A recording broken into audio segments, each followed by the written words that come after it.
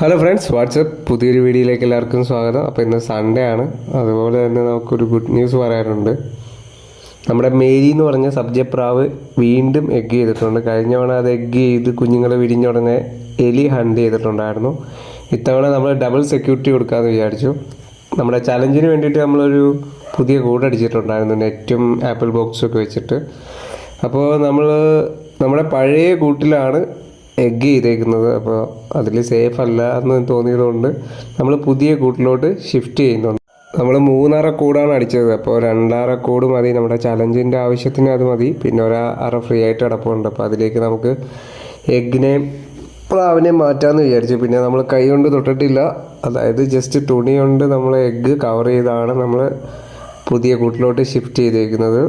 കൂട് നമ്മൾ അത്യാവശ്യം നല്ല സേഫായിട്ടാണ് അടിച്ചേക്കുന്നത്. അതുകൊണ്ട് ഇനി പ്രശ്നങ്ങളൊന്നും ഉണ്ടാവില്ല എന്ന് വിചാരിക്കുന്നു. ഞാൻ ഡബിൾ സെക്യൂരിറ്റി എന്ന് പറഞ്ഞത് വേറൊന്നുമല്ല, ഒന്ന് കൂട് നമ്മൾ നല്ല സേഫായിട്ടാണ് അടിച്ചേക്കുന്നത്. രണ്ടാമത്തെ സെക്യൂരിറ്റി എന്ന് പറയുന്നത് നമ്മുടെ ഗാർഡ് ഡോഗാണ്, എലീസ ഓൺ ഡ്യൂട്ടി. അതായത് അവൾ നല്ല രീതിയിൽ ഗാർഡ് ചെയ്യുന്നുണ്ട്. ഒരു ചെറിയ അനക്കം കണ്ടാൽ പോലും അവൾ നമുക്ക് സിഗ്നൽ തരും. അതുപോലെയാണ് അവളുടെ ട്രെയിനിങ് നമ്മൾ കൊടുത്തേക്കുന്നത്. നമ്മുടെ ഡോഗിൻ്റെ ബൈറ്റിങ് ടെൻഡൻസി അത്യാവശ്യം നമ്മൾ കൂട്ടിയെടുത്തിട്ടുണ്ട്. പിന്നെ അതുപോലെ തന്നെ ബൈറ്റ് ചെയ്യുന്നതിനുള്ള ഒരു പവർ, അതിനുള്ള ട്രെയിനിങ് നമ്മൾ ഓൾറെഡി കൊടുത്തിട്ടുണ്ട്. അതുകൊണ്ട് തന്നെ മനുഷ്യനായാലും ശരി എലി ആയാലും ശരി വന്നു കഴിഞ്ഞാൽ ഒരു രക്ഷയും കാണത്തില്ല. പിന്നെ നമ്മുടെ ഡോഗിൻ്റെ 1-2 ട്രെയിനിങ് വീഡിയോസൊക്കെ നമ്മൾ ഉടനെ അപ്ലോഡ് ചെയ്യുന്നതായിരിക്കും. പിന്നെ നമ്മുടെ ചലഞ്ചിനെ പറ്റിയിട്ട് പറയുകയാണെങ്കിൽ നമ്മൾ മാടപ്രാവിനെ ഹണ്ട് ചെയ്യാൻ വേണ്ടിയിട്ട് ഒരു 6-7 സ്ഥലത്ത് പോയിട്ടുണ്ടായിരുന്നു.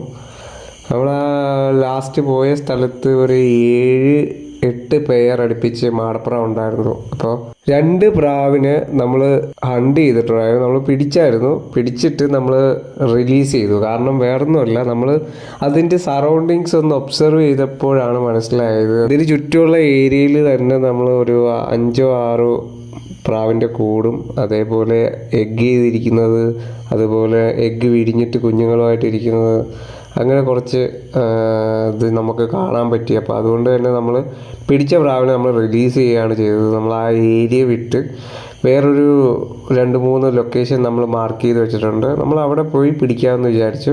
കാരണം നമുക്ക് ഇവിടുന്ന് നമ്മൾ പിടിച്ചുകൊണ്ട് വന്നാൽ പോലും നമുക്ക് നമ്മുടെ ചലഞ്ച് നടത്താൻ പറ്റും. പക്ഷേ നമ്മൾ ചെയ്യുന്നത് ശരിയല്ലാതായിട്ട് മാർക്ക് ചെയ്ത് വെച്ചേക്കുന്ന സ്ഥലത്ത് നമ്മൾ ഉടനെ മാടപ്രാവിനെ പിടിക്കുന്നതായിരിക്കും.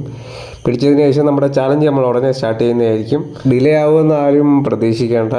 എന്ത് തന്നെയായാലും നമ്മൾ ചലഞ്ച് സക്സസ് ആക്കി എടുക്കുന്നതായിരിക്കും, ഉടനെ തന്നെ സ്റ്റാർട്ട് ചെയ്യുന്നതായിരിക്കും. അപ്പോൾ പുതിയൊരു വീഡിയോ ആയിട്ട് നമുക്ക് വീണ്ടും കാണാം. അതുവരെ ഗുഡ് നൈറ്റ്.